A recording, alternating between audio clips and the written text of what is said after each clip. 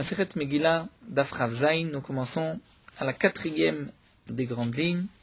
Aval Malchut Torah lo yikru Sfarim. Nous avons vu dans la Mishnah que lorsqu'on vend un objet, quelque chose de kadosh, comme un Sefer Torah, ou des Nevi, ou le Aron HaKodesh, une synagogue, il faut racheter autre chose qui a plus de sainteté. Mais on ne doit pas descendre de Kedusha. Aval Malchut Torah lo yikru Sfarim. Donc, vu que si on a vendu un Sefer Torah, on ne peut pas acheter de Sfarim, c'est-à-dire de Nevim, Ktuvim, ou de Chumash, qui est écrit, chaque Sefer, à part, même si c'est écrit sur un parchemin.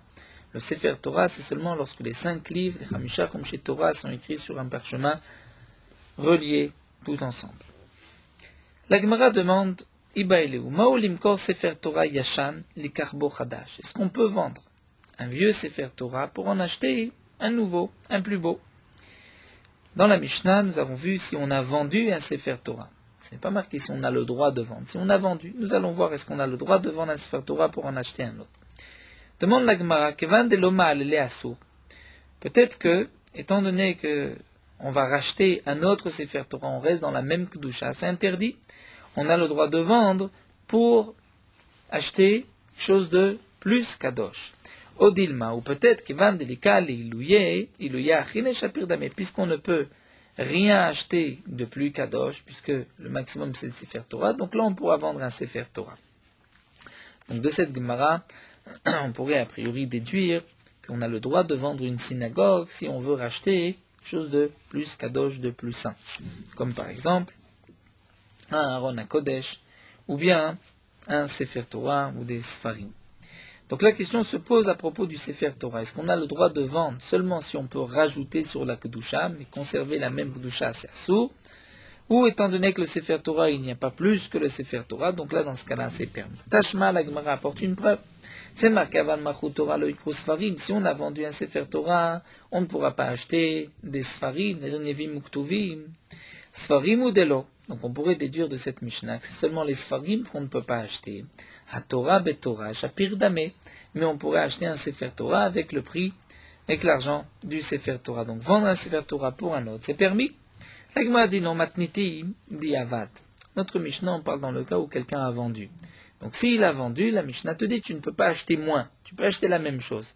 Mais Kekam et Vailan, nous la question qu'on se pose, c'est les Khatrila, est-ce qu'on a le droit de vendre un Sefer Torah pour en acheter un autre? Alors nous dit la Gemara, tachement, on peut apporter une preuve de cette braïta. Golelim Sefer Torah be matpechot chumashim. Marqué qu'on peut enrouler un Sefer Torah dans un manteau, matpechot de chumashim, d'un chumash, c'est-à-dire d'un Sefer, du Sefer Torah, mais qui est écrit chaque chumash séparément. Ve chumashim, et le chumash, c'est-à-dire un seul des Chamisha Chumshei Torah, des 5 livres, on peut l'envelopper b'matpechot nevi'im ou ktuvim, dans un manteau de nevi'im ou ktuvim. Aval lo nevi'im vu ktuvim, mais on ne peut pas envelopper les nevi'im ou ktuvim dans des matpechot chumashim, puisque c'est du chumash de la Torah, même si chaque livre est écrit séparément. Velo chumashim b'matpechot sefer Torah, ni les chumashim dans le matpechot d'un sefer Torah où nous avons les 5 Chamisha Chumshei Torah qui sont reliés ensemble. En tout cas, Katane Miyat dit la Gemara, on peut déduire de là notre question, puisque c'est marqué ici, Golelim Sefer Torah be matpechot chumashim. Donc on peut rouler un Sefer Torah dans un manteau de chumash. Matpechot chumashim in, matpechot Sefer Torah lo. Donc c'est seulement dans le manteau d'un chumash, puisqu'il y a moins de kedusha que le Sefer Torah. Mais dans le manteau d'un autre Sefer Torah, où il y a la même kedusha, lo, c'est interdit. Donc de même, on pourrait dire que de vendre un Sefer Torah pour acheter un autre Sefer Torah, c'est interdit. La Gemara dit, mais si tu veux déduire ainsi de cette braïta, il m'a sefa, viens voir la suite de la braïta. C'est marqué, velo chumashim bematpechot Sefer Torah, tu ne peux pas envelopper des chumashim dans le manteau d'un Sefer Torah. Ça voudrait dire que le manteau de Sefer Torah, tu ne peux pas l'utiliser pour un chumash, mais pour un autre Sefer Torah, tu peux. À Torah betorah, Shapir Dame. Donc tu vois que de cette Tosefta, tu ne peux rien déduire, puisque de la Recha, tu peux déduire aller dans un sens, de la Sefa dans un autre. Donc, donc de là, on ne peut rien déduire. La question reste, est-ce qu'on peut vendre un Sefer Torah pour acheter un autre Sefer Torah? Tashma Lagma nous rapporte une autre braïta. C'est marqué, Manichim Sefer Torah al Gabé Torah. On peut poser un Sefer Torah sur un autre Sefer Torah. Vetorah al gabe chumashim, ou un sefer Torah sur un chumash. Ou chumashim al gabe neviim uktuvim, et des chumashim sur les neviim uktuvim.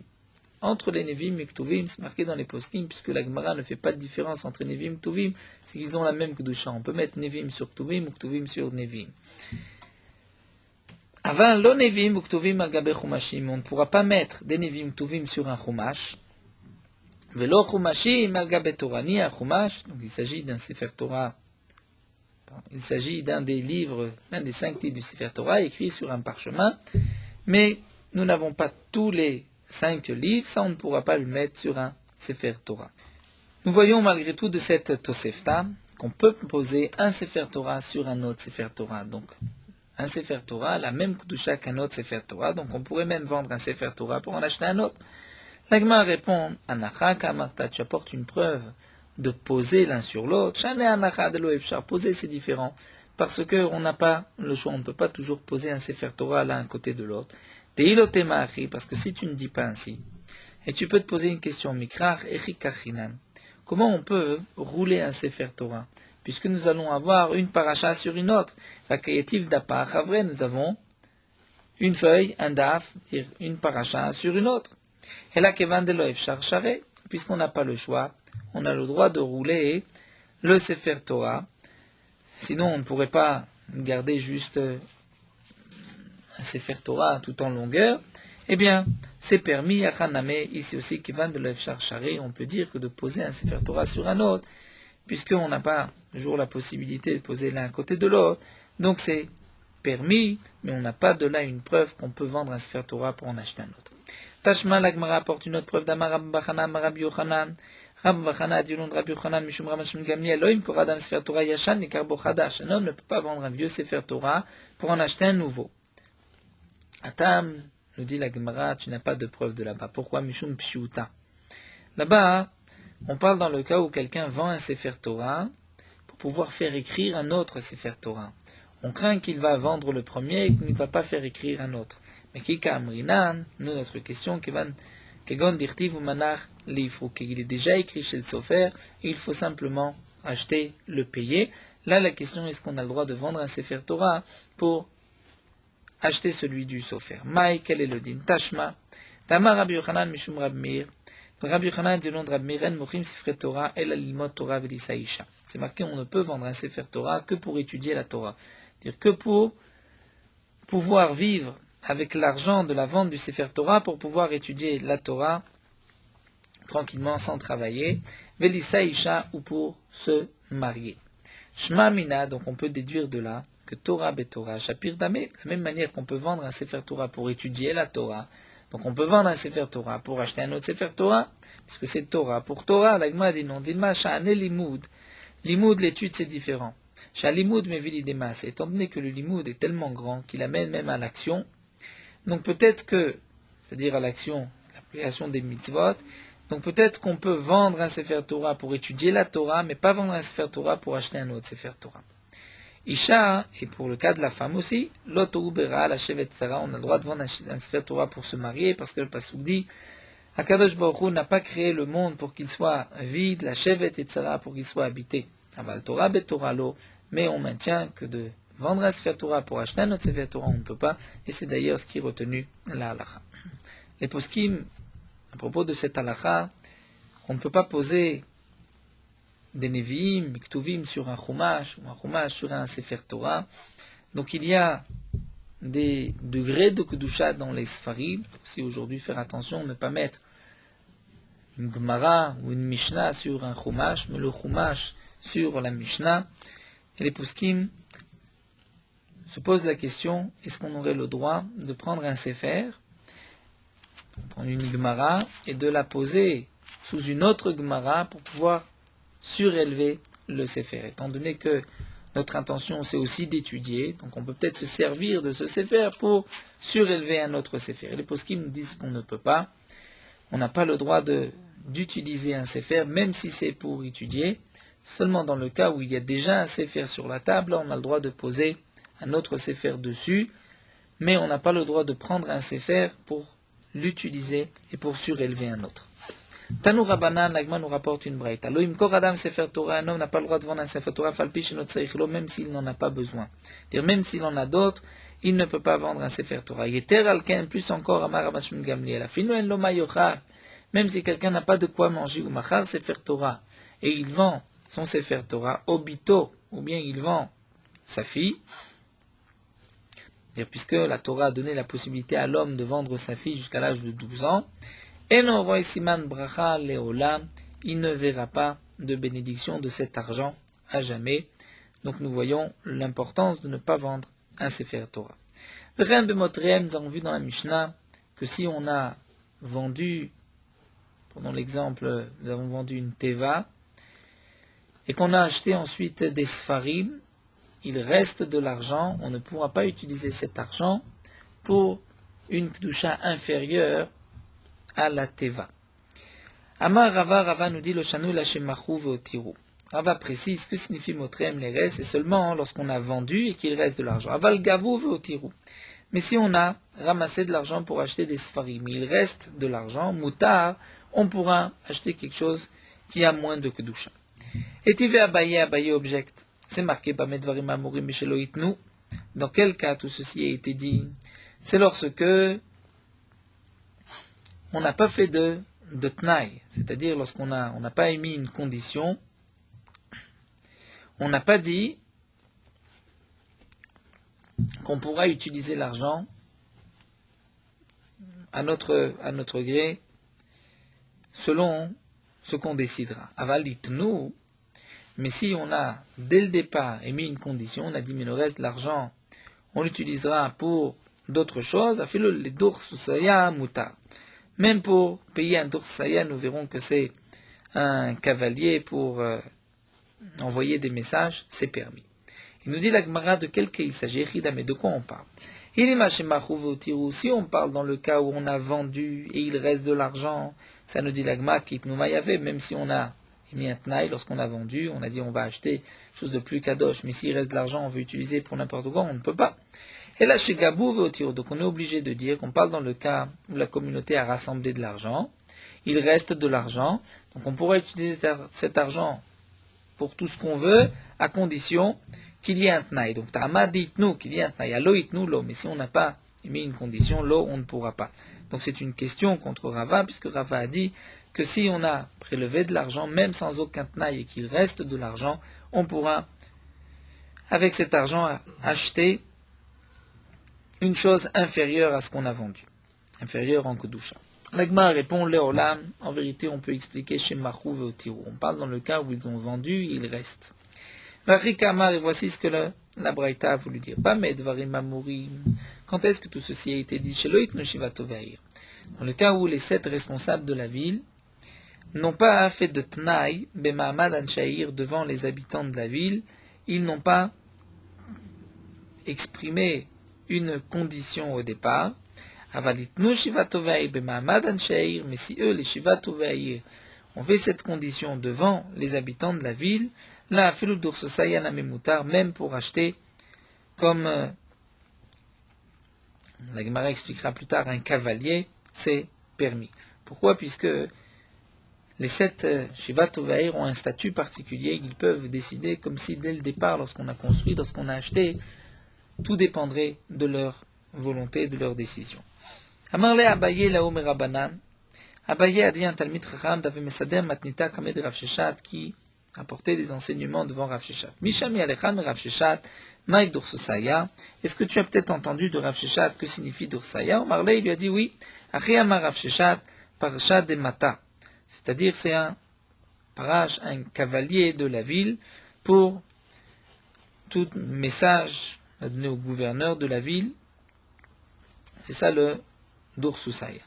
Amar Abaye, Abaye nous dit car c'est pour cela. Itzurba Mirabanan, Tiran Talmid Chacham de Shamale Milta, qui a entendu quelque chose. Veloyada Pirusha, il ne sait pas l'expliquer. Les Shelei Kame de Shrer Kame Rabanan. Il doit poser la question à celui qui se trouve tout le temps devant les Chachamim. De lo efshar de lo shami ale, parce que c'est impossible qu'il n'ait pas entendu l'explication de ce mot, min gavra rabba, d'un grand homme, d'un grand Talmid Chacham. Comme on voit ici que cet homme qui a enseigné devant Rav Sheshat, ce Talmid Chacham, savait répondre immédiatement à la question. Amar Rabbi Yochanan Mishum Rabbi Meir, Rabbi Yochanan dit au nom de Rabbi Meir ben Yair Shalchou Leir Acheret, les habitants d'une ville qui ont été dans une autre ville, ou Paskou Alem Tzedaka, donc ils étaient de passage dans une autre ville, et on leur a imposé une somme de tzedaka, puisqu'à l'époque, on imposait à chacun, tu dois donner tant et tant de tzedaka. Eh bien, Notnim, même s'ils ne sont pas dans leur ville, ils sont obligés de donner, pour ne pas qu'on les soupçonne de ne pas donner ce qu'ils ont promis de donner. Ukshen Baim, mais lorsqu'ils rentrent chez eux, ils vont d'abord aller voir les Gabaim, les responsables de la tzedaka de la ville où ils se trouvaient. Ils vont reprendre l'argent, mais ils reprendront cet argent avec eux, ils donneront à manger aux pauvres de leur ville. Étant donné que c'est tout un groupe d'une ville qui s'est déplacé, même si c'est vrai qu'ils ont décidé de donner de la tzedaka, mais c'est une tzedaka pour les pauvres de leur ville. Tanana Me'achim, nous avons aussi une braïta. Les habitants d'une ville qui ont été dans une autre ville, ou pas tzedaka, on leur a imposé de donner de la tzedaka, notnim, ils doivent donner. Mais lorsqu'ils rentrent chez eux, ils prendront l'argent avec eux. Mais si c'est un particulier qui a été dans une autre ville, ou pas tzedaka, et donc on lui a fait donner de l'argent, on lui a fait promettre de l'argent, là il devra laisser cet argent pour les pauvres de la ville, là où il a promis de donner l'argent. Ravuna nous dit l'agma gazar ta'anita a décrété un ta'anit. Al legaber afrana bachanilae vechol benemate. Afrana bachanilae, tous les habitants de sa ville ont été chez lui prier. Ramu alayut tzedaka, et Ravuna leur a imposé, Ramu alayut, on leur a imposé de la tzedaka, de donner de la tzedaka au moment des prières via vous, et ils ont donné cet argent comme nous l'avons vu, puisqu'ils sont obligés de donner. On ne pense pas qu'ils promettent et qu'ils ne donnent pas.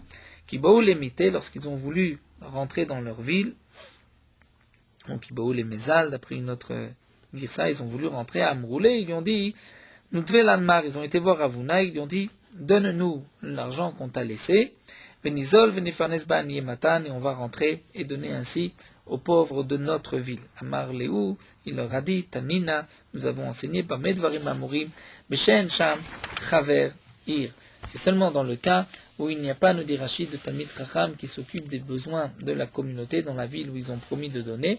Mais s'il y a là-bas un Talmid Chacham, on le laissera chez ce Talmid Chacham qui s'occupe des besoins de la communauté et lui distribuera l'argent aux pauvres comme il décide. Vechol Sheken, et à plus forte raison, poursuit Ravuna, de Aniedidi, les pauvres de ma ville, Veditrou, et de votre ville, Alay Semiche, dépendent de moi, c'est-à-dire s'appuient sur moi. Et donc, dans ce cas-là, puisque j'ai pris la tzedaka, je n'ai pas besoin de vous rendre la tzedaka pour les pauvres de votre ville, puisque moi-même, je m'occupe de leurs besoins. La Gemara continue avec une nouvelle Mishnah en Mochim et Shel Rabim le Yachid. Nous n'avons pas le droit de vendre la synagogue Rabim, qui appartient à un public, le Yachid, à un particulier. Mipnei shemoritim oto mikdushato.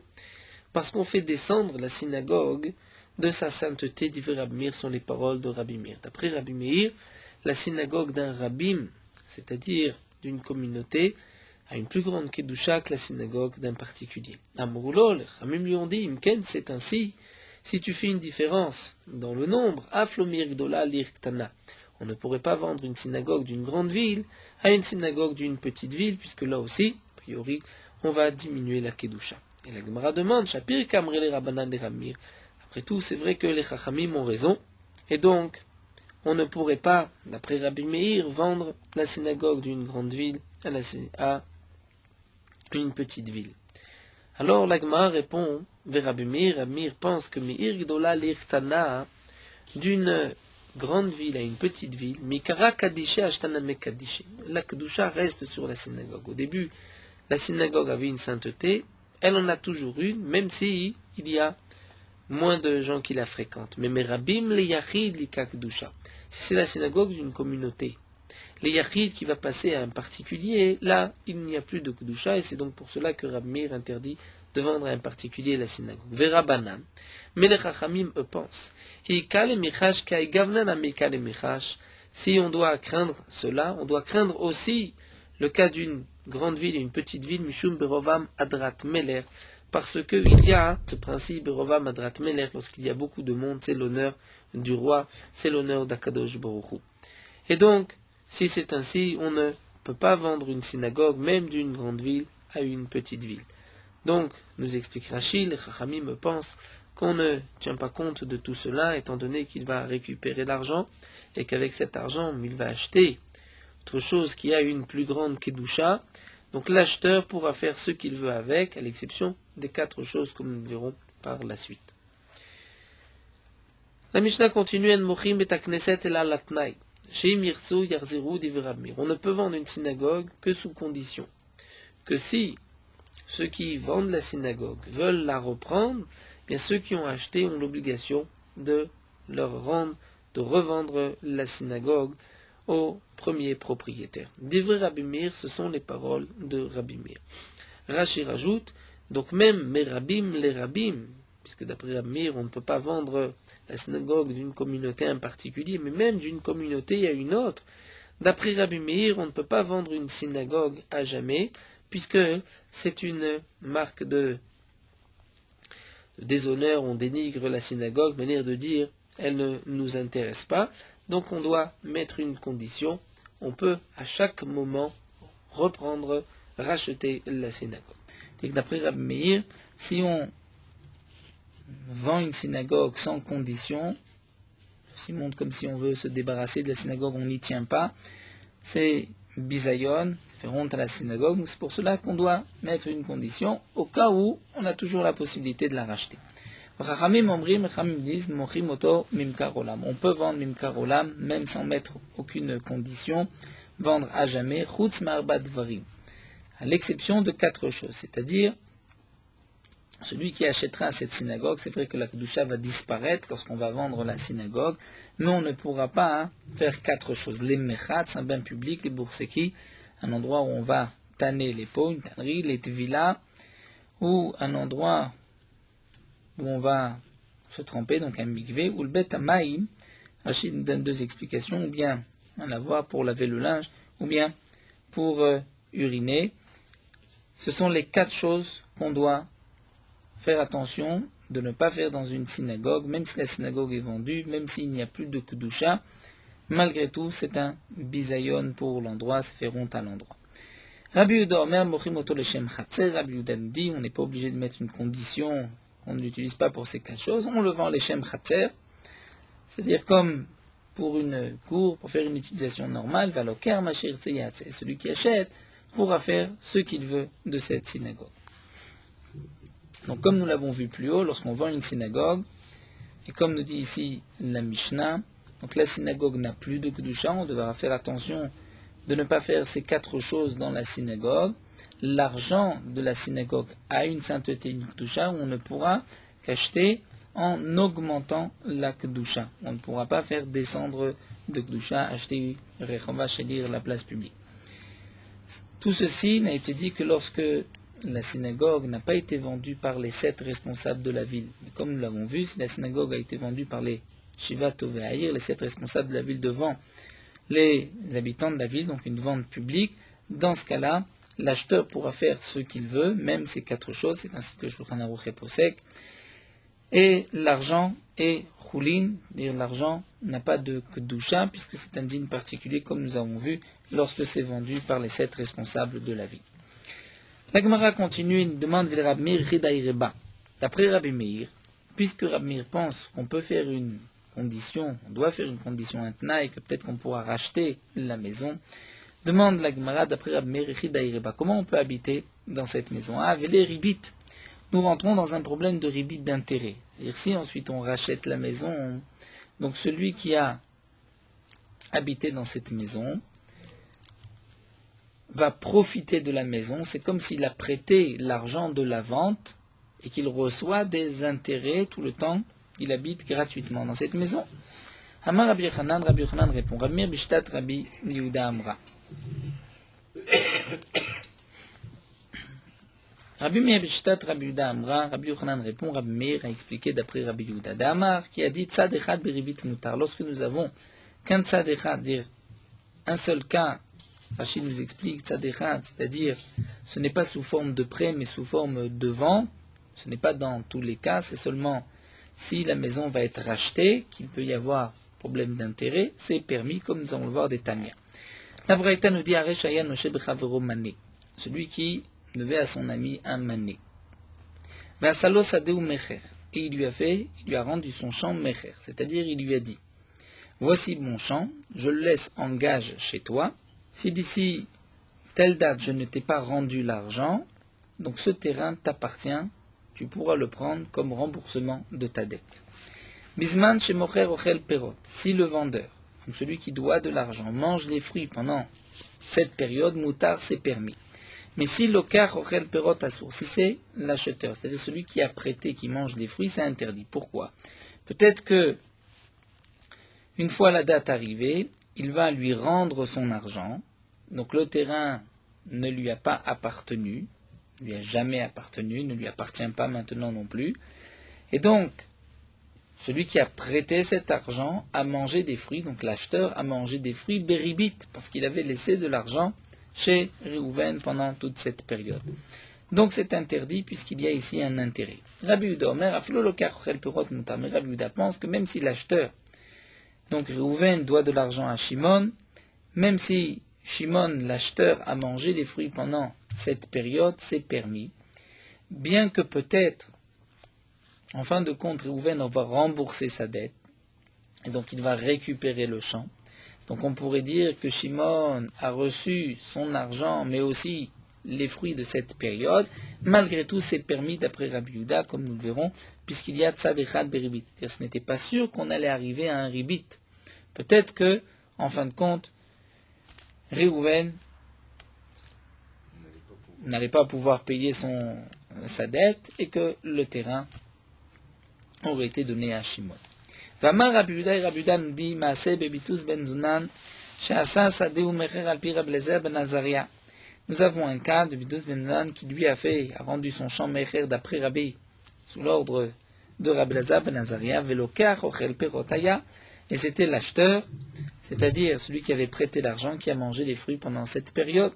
Amroulo, on lui a dit Misham Raya, de là tu apportes une preuve. Mocher ochel perotaya velokar, ce n'est pas vrai, ce n'était pas l'acheteur qui a mangé les fruits, mais le vendeur qui a mangé les fruits, donc celui qui avait emprunté l'argent. Maï Benayou, quelle est leur machloket entre Rabbi Yehuda et Tanakama? Tzad echad beribit, lorsqu'il y a seulement un seul côté de ribit. C'est-à-dire, si il va rendre l'argent, donc là il y a un problème d'intérêt de ribit, mais dans le cas où il ne va pas rendre, il va laisser le terrain chez Shimon, là il n'y a pas d'intérêt. Est-ce que dans ce cas-là où on n'est pas sûr qu'il y ait un ribit, c'est interdit ou pas? C'est interdit ou pas? Ika Benayou, c'est là leur marloquet. Mar savar tzadechat beribit mutar, donc Rabbi Yehuda pense que s'il y a tzadechat beribit c'est permis. Ou mar savar tzadechat beribit assour, et l'autre pense que tzadechat beribit, même s'il n'y a une seule chance qu'il y ait ribit, c'est interdit. Donc dans notre cas, ce n'est pas sûr qu'il va pouvoir racheter la synagogue. Donc il n'y a de ribit que si ils vont reprendre la synagogue, et donc c'est permis d'après Rabbi Meir. Rava Amar, Rava donne une autre explication. En vérité, on peut dire que, d'après tout le monde, lorsqu'il y a tzad echad beribit, un seul côté, une seule chance d'avoir ribit, c'est interdit. Ici, leur marloquette, c'est dans un ribit almenat le'arzir. C'est-à-dire, dans notre cas précis ici, leur marloquette, d'après Rava, c'est lorsqu'il y a un ribit almenat le'arzir. C'est-à-dire, comme nous explique Rashi ici dans Megillah ne nous donne pas beaucoup d'explications, c'est plutôt dans Masechet Echin, et Rashi nous explique dans Masechet Echin que dans le cas où ils ont fait un Tnaï, ils lui ont dit, voilà, si je ne rachète pas la terre pendant 3 ans, donc tu devras rendre aussi l'oker, c'est-à-dire celui qui a prêté l'argent devra rendre les fruits. Là nous avons une marloquette, Marsavar ribit almenat larzir muta, Marsavar asso. L'un pense que c'est permis, puisqu'en fin de compte, il va rendre. L'autre pense que c'est interdit, puisque, malgré tout, pendant la période, il a mangé des fruits parce qu'il avait prêté cet argent. De même, nous rajoute ici Tosfot. D'après notre Mishnah, on expliquera, après Rabbi Meir, étant donné qu'ils ont mis une condition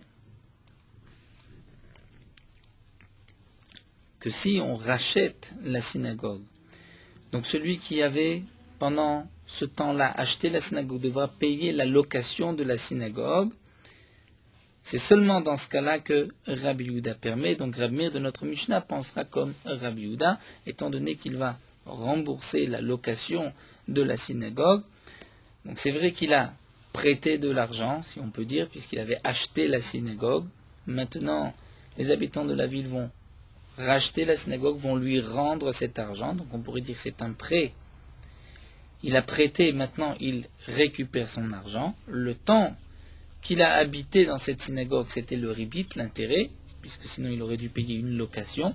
Et donc là, on va dire que même dans le cas où il y a eu un tenaï, c'est-à-dire ils ont émis une condition qu'au cas où les habitants de la ville rachèteront la synagogue, il devra payer la location. Donc c'est seulement dans ce cas-là que Rabbi Yehuda permet, étant donné que lorsqu'il a mangé la srirout, qu'il a habité dans la synagogue, il avait déjà l'intention de rendre cet argent au cas où les habitants de la ville rachèteraient la synagogue. La Gemara continue, donc nous avons compris la marloquette Rabbi Meir et les Chachamim. Chachamim omrim mochim oto mimkar olam. On peut vendre une vente éternelle. Amar Rabbi Yehuda amar Shmuel, mutar la adam lashin maim betoch arba amot shel tfila. Nous dit Shmuel, un homme a le droit d'uriner dans les 4 amot de l'endroit où il a prié. C'est-à-dire, si un homme a prié dans un endroit, on a le droit d'uriner autour de cet endroit dans les Arba Amot, une fois qu'il a terminé de prier. Amar Rav Yosef dit Maïkamash Manan kel chidush tanina. Voici, nous avons vu dans la Mishnah, Rabbi Yehuda Omer, Mochim Oto, Leshum Chatzer, le Kamashir Tseyase, d'après Rabbi Yehuda, on pourra vendre la synagogue, Leshum Chatzer, bien que dans cette synagogue, on est prié, et l'acheteur pourra faire ce qu'il veut. Même les Chachamim qui ont interdit d'uriner, c'est-à-dire de faire de cette synagogue un bet hamayim pour uriner, un toilette, c'est seulement parce que c'était une synagogue où il y avait une kedusha qui était fixe. Aval, dalet amod de l'okvie kedusha tayu, mais arba amod, si quelqu'un a prié dans un endroit et qu'ensuite il est parti de cet endroit, ce n'est pas une synagogue, là même les Chachamim sont d'accord qu'on peut uriner dans cet endroit. Donc quel est le chidouche de Rabbi Yehuda amar Shmuel? L'Agma nous dit Tane Tanakame de Rav Nachman, Amit Palel, Machik, Arba Amot ou Mashtin. Nous avons enseigné devant, Tana enseigne devant Rav Nachman, celui qui prie doit s'éloigner Arba Amot ou Mashtin et uriner. Va Mashtin, et celui qui a uriné, Machik, Arba Amot ou Mitpalel. Il doit d'abord s'éloigner Arba Amot, 4 des 2 mètres, et ensuite prier. Amarle, il lui a dit Bishlama Mashtin, Machik, Arba Amot, Mitpalel. Encore le premier digne. Ce que tu dis, c'est le deuxième digne. Encore, le deuxième digne que tu nous as rapporté, que si quelqu'un a uriné, il doit d'abord s'éloigner Arba Amot et ensuite prier. Satanina, nous l'avons enseigné, Kamayachik même Natsoa Arba Amot. Combien un homme dans Maseret Brachot doit s'éloigner des excréments ou bien des meraglaïm, des eaux sales, c'est Arba Amot. Et là, mais le premier din, Amit Palel, Machik Arba Amot ou Mashtin, Lamali. Et là de dire Amit Palel, celui qui a prié, il doit s'éloigner Arba Amot, et à ce moment-là, il pourrait uriner Lamali. Pourquoi? Et Achi, Kadishtinu, Lekulhu, Shvede Danardé, si c'est ainsi, tu as sanctifié tous les chemins de Nardé, puisque nous dit Rashi, il n'y a pas un endroit où les gens ne se sont pas arrêtés en chemin pour prier. Donc on ne pourra pas danser Arba Amot prier, on devra s'éloigner Arba Amot. Tane, la Gemara reprend et nous dit en vérité, ce n'est pas qu'il faut s'éloigner, mais yish'e, c'est-à-dire il faut attendre. Et là nous reprenons cette braïta, on va dire ainsi. Bishlama, donc la Gemara reprend sous forme de question. Encore mashti nishe kedeilu arba amot. Là je comprends que si quelqu'un a uriné, il doit d'abord patienter le temps de marcher arba amot mishum nitzotzot à cause des gouttes d'urine qui peuvent rester, qui peuvent salir ses habits. Donc il doit patienter Arba Amot, et ensuite il pourra aller prier. Et la mitpalel, ishe kedeilu Arba Amot, la mali, mais demande l'agma l'autre digne, que si quelqu'un prie, il doit patienter Arba Amot, le temps de Arba Amot pour pouvoir uriner, la mali, pourquoi? Amar Ravashi répond, j'ai kol Arba Amot, filato sedura befi. Étant donné que pendant ce petit laps de temps de Arba Amot, celui qui a prié a encore cette fila qui est courante dans sa bouche, et ses lèvres bougent encore ou encore des paroles de tefila, donc il ne peut pas immédiatement uriner, sinon il va prier encore, il aura encore des mots de tefila au moment où il urine. La Gemara continue, Shalo Talmidav et Rabbi Zakai, les élèves de Rabbi Zakai lui ont posé la question, Bema erachta yamim, par quel mérite tu as eu une longue vie? Amar Laim leur a dit, Miyamai lo ishtanti maim betoch arba amot shel tefila, de ma vie, je n'ai jamais uriné dans les 4 amot de là où j'ai prié. Donc c'était une khumra, c'est-à-dire comme nous dit Tosfot, même là où il avait le droit, même s'il avait patienté le temps de marcher arba amot, il a été mahmir de faire attention de ne pas uriner. C'est pour cela qu'il a eu droit à Rechut Yamim. Velo chiniti shem lechaveri, je n'ai jamais donné un surnom à mon ami. Velo bitalti à mon prochain. Velo bitalti kiddush hayom, et je n'ai pas annulé, c'est-à-dire j'ai toujours fait le kiddush hayom, le kiddush du Shabbat. Ima zekena itali, j'avais une mère zekena qui était vieille, pas machat, une fois macha kippa sheberosha, elle a vendu même sa coiffe, son foulard, vevi ali kiddush hayom, elle m'a amené du vin pour le kiddush du jour de Shabbat. Tana, et la Braïta nous dit que chez Meta, lorsque sa mère est morte, Inichalo, elle lui a laissé Shalosh Meot Garve Yain, 300 jarres de vin. Chez Metou, lorsque lui est mort, Inir Lebanav, il a laissé à ses enfants Shloshet Alafim Garve Yain, 3000 jarres de vin. Tosfot nous explique, comme c'est marqué dans Shabbat, celui qui fait attention au kiddush de Shabbat, Zocheu Malimlo Garve Yain, on lui remplira des tonneaux, des jarres de vin. Donc c'est par ce mérite-là qu'il a pu laisser à ses enfants 3000 garvegain. Ravuna, nous dit la Gemara, Ve'asa Rita, il avait utilisé comme ceinture une sorte de jonc. Ve'kaek Amed Rav, il était devant Rav. Amarle, il lui a dit, Maïhaï, qu'est-ce qui se passe? Pourquoi tu n'as pas de ta ceinture habituelle? Amarle, il lui a dit, Lo Aveli Kiddusha, je n'avais pas d'argent pour le Kiddush. Je n'avais pas de vin pour le kiddush, et j'ai mis en gage, j'ai laissé en dépôt ma ceinture à Tebe Kiddusha, et grâce à cela j'ai pu emprunter de l'argent et avoir de quoi faire le kiddush. Amarle, il lui a répondu, il lui a dit, que ce soit la volonté d'Hachem, il y a une bracha que tu sois recouvert d'habits, Beshirae, d'habits précieux. Et la Gemara nous raconte qu'Ichlal Rabba Béré, lorsque Rabba, le fils de Ravuna, s'est marié, Ravuna inish gutsav. Ravuna était un homme petit. Gana Aporia, il s'est allongé sur un lit. Atian Benate Vekalate, et ses filles et ses belles-filles sont arrivées proches de lui, ne l'ont pas vu. Shalchan, elles ont enlevé leurs beaux habits. Veshadian Manayu Ale, et elles ont jeté leurs habits sur lui. Adeitom Mesherei, parce qu'effectivement il était recouvert de beaux habits.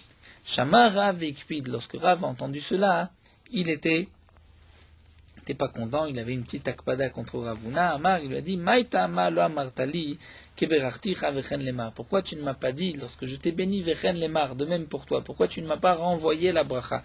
Puisque je vois que ma bracha s'est réalisée, tu aurais dû, au même moment, me bénir moi aussi. C'était un et ratzon, comme Varchim m'explique, même si Ravuna n'a pas vraiment profité de cette bracha, il a simplement été recouvert sans profiter de tous ses vêtements. Malgré tout, Rav pensait que peut-être lui aurait pu avoir un profit de la bracha. Nous allons nous arrêter ici pour Rav Zain. Meorot ha'alacha daf Rav Zain. On pourra lire la Megillah assis ou debout. Le Shaliach Tzibour qui lit, donc l'officiant qui lit la Megillah en public, le Chatrila devra lire la Megillah debout pour marquer le kavod, l'honneur de la communauté du Tzibour. Même dans le cas où le Shaliach Tzibour, l'officiant, lit la Megillah donc devant la communauté, si c'est difficile pour lui, il pourra s'aider et s'appuyer, mais il restera quand même debout. Au moment des brachot, que ce soit l'officiant qui acquitte la communauté, ou un homme qui lit des brachot pour lui, il devra être debout au moment de la bracha. Même ceux qui écoutent et qui vont s'acquitter de la lecture devront aussi, au moment de la bracha, se lever. Malgré tout, certains poskim pensent que le minag et que ce n'est que le chalier tzibour qui est debout et pendant les brachot et pendant la lecture, mais que le reste de l'assemblée peut être assis même au moment des berachot.